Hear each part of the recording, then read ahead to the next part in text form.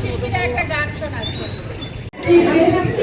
Tripura legislative assembly speaker sir Shri Krishnabandhu Sharma. ঈশ্বরের কাছে প্রার্থনা সবকিছু যেন শুভ হয়। আমরা অত্যন্ত গর্বিত, আমরা তাকে পেয়েছি যার হাত ধরে অফিসের ফলক উন্মোচন করছে। আমরা সবাই জোরদার হাততালি দেব।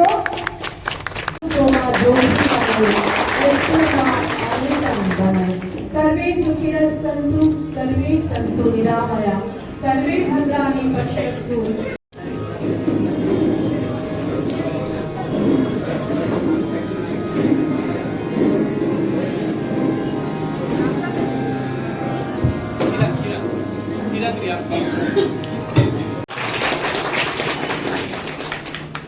ঈশ্বর সবকিছু মঙ্গল করুন, ভগবান মঙ্গলময়। আমাদের আজকের অনুষ্ঠান সম্পূর্ণ সার্থক হোক। আমরা সবাইকে অভিনন্দন জানাই। আমাদের আজকের অনুষ্ঠানের শুভ উদ্বোধন হলো কৃষ ফার্মার্স ট্রেনিং সেন্টারে। বলা হয় বাংলা আমার সর্ষে ইলিশ চিংড়ি কচু লাউ, বাংলা পার্শ্বে মাছকে ধুয়ে চিড়ের বাটায় দাও, বাংলা ভুলি কি করে বাংলা বুকের ভিতরে মাছে ভাতে বাঙালি। তো আজকে এসে ফিশ ফার্মার্স ট্রেনিং সেন্টার বাবার ফিশ কথাটা আসছে, তো এটাই মনে হলো যে মাছে ভাতে বাঙালি। একটা পরিবার একটা মানুষ দাঁড়িয়ে যেতে পারে যদি তার বাবা মা ছোটবেলা থেকে তৈরি করে। ম্যাক্সিমাম বাবা যদি সে ট্যালেন্টেড না হয়, হেভি ব্রেইনি না হয়, ঢাকে 5টা 7টা 10টা মাস্টার দিয়ে ঠেকাইয়া বিএ বিএসসি কোনো এমএ, এরপরে লাইন বেকারে এটা জীবনের কিন্তু চলে গেল 25-26 বছর। এই school level to university level, higher secondary পরেই যদি তার মা বাবা তাকে অনুপ্রেরণা দিয়ে ব্যবসার কাজে লাগাতো, ভারতবর্ষে এত দুঃখ দুর্দশা থাকতো, চাকরি চাকরি চাকরি চাকরি খালি চাকরি, একটা চাকরি লাগে, যে সাথে একটা চাকরি দিয়ে আলাম খাইয়া বলে যেন বাঁচি, 2000 3000 4000 5000 6000 চলবো। এখানে কতগুলো নেগেটিভ সেন্সে চাকরিগুলো চায়। নেগেটিভ সেন্সটা কি? পার্টির লাইনে থাকতে পারি, কি বেকার কাজ করবো, আইমু টাকা দিব মাইনা পাইনা, এই যে একটা সিস্টেম তৈরি হয়ে গেছে সারা ভারতবর্ষে।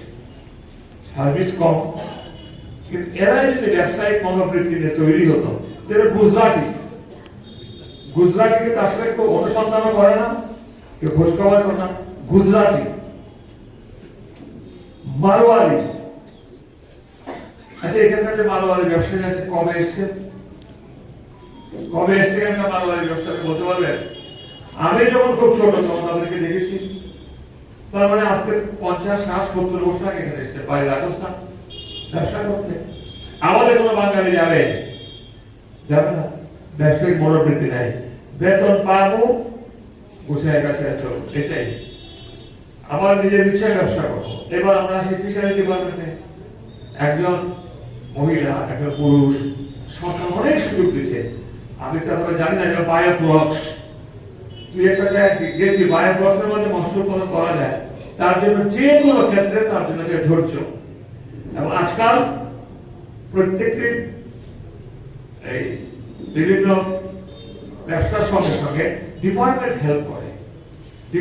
হেল্প করে বলেই এটা প্রাণী সম্পদ বিকাশ দপ্তর, গরু বাছুর হাঁস মুরগি ছাগল ডিপার্টমেন্ট হেল্প করবে, ফিশারি মৎস্য সম্পর্কে হেল্প করবে। এখানকার আপনারা যারা এসছেন, যদি প্রতি মাসে প্রধানমন্ত্রী মন কি বাত অনুষ্ঠান দেখতেন, অনেক কিছু শিখে যেতেন, অনেক কিছু শিখে যেতেন। আগ্রহ নাই, আমার কথায় অপরাধ নেবেন না কেউ, রাগ করবেন না কেউ। যত ছেলে মেয়ে রাস্তায় দেখি ঘুরতে মোবাইল নিয়ে, যত মধ্যবয়স্ক মারা সন্ধ্যাবেলায় সকালবেলায় যে রাস্তায় দাঁড়িয়ে আড্ডা মারে, যত মায়েরা ছেলে নিজেদের ছাত্রছাত্রীদেরকে স্কুলে পৌঁছে দেওয়ার নামে যেভাবে বসে বসে গল্প করে, ওয়েস্ট অফ টাইম চলে যাচ্ছে। মহিলা সচেতন মেন্টালি যদি স্ট্রং থাকে কোথায় চলে যাওয়া যায় সে অভিজ্ঞতা আমার আছে, আমার অভিজ্ঞতা আছে, এটা আমার বলার দরকার নাই, এটা আমার ব্যক্তিগত জীবনের অভিজ্ঞতা। গুজরাটের কথা বলছিলাম, একটা ট্রেনিং সেন্টার উদ্বোধন হয়, এটা কাদের জন্য এবং এই ট্রেনিং সেন্টার থেকে উপকৃত হবেন কারা?